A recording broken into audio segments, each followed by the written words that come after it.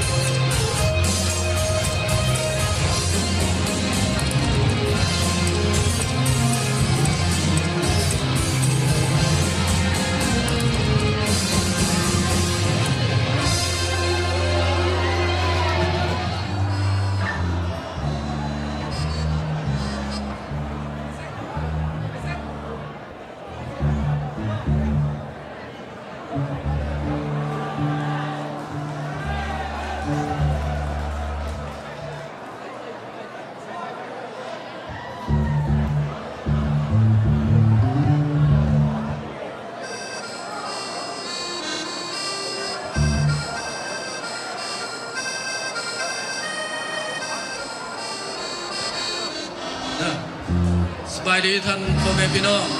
โดยเฉพาะอย่างยิ่งแม่นลูกทับฟ้าพร้อมด้วยครอบครัวทุกคน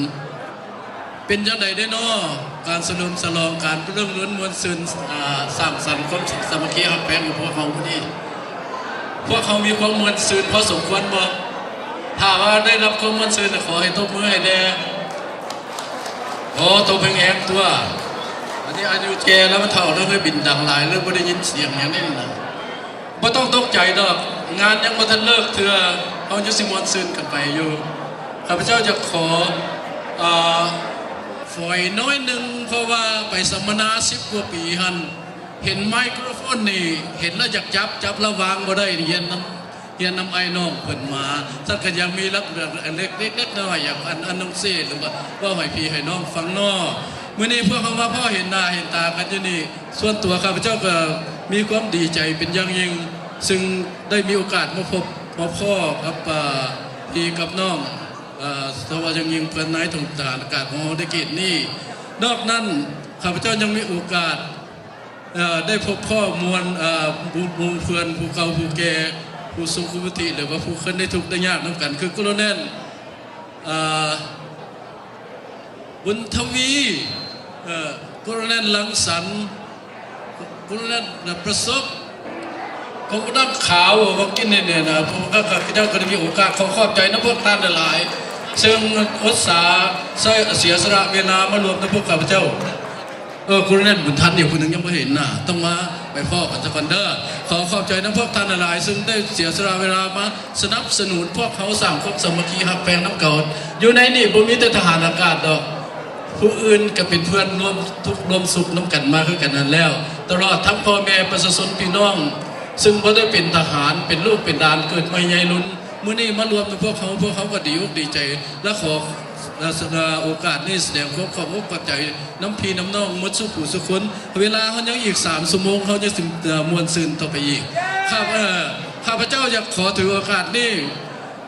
ให้ท่านในพลผู้บัญชาการกองทัพอากาศลาวได้เสนอผมเนี่ยลืมความลาวปากแต่ความฝรั่งอังกฤษนะดิพอผมมาอยู่บ้านเพิ่นเมืองคนนั้นเราก็น้อยน้อท่านนายพลมีจุดประสงค์หรือมีนั่นขอให้ท่านนายพลได้ประกาศให้พี่ให้น้องเขาทราบอีกว่าเขาสิเหตุอย่างนอกคนนั้นเนาะขอเชิญคุณนายครับ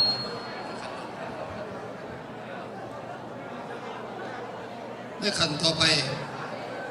ว่าแม่นเรื่องการเฉลิมฉลองวันนัดพบกันนี่ในขับหนาเลยข้าพเจ้ามานั่งอยู่แต่หัวคำหัวเดียวนี่แล้วก็เบิ่งการมวลซืนเบิ่งการดีมุกดีใจของพวกน้องทุกคนก็มีความส่วนมวลซืนนำแล้วข้าพเจ้านั่งขึ้นไปขึ้นมาเลยตัดสินใจว่าเพื่อนานี่จักสิเอาผู้ใดหักแต่ว่ามาคืนเบิ่งครับท่านเห็นต้องเห็นให้มันคึกคืนผู้ใดมีความสามารถเห็นคึกคืนได้เห็นว่าแคลิฟอร์เนียเห็นได้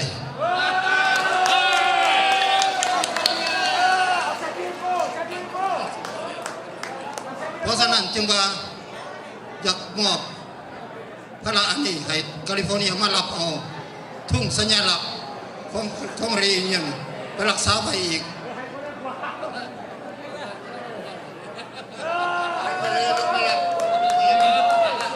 ขอโทษเลยท่านได้ยินแล้วบอกเพื่อนนายทหารอากาศ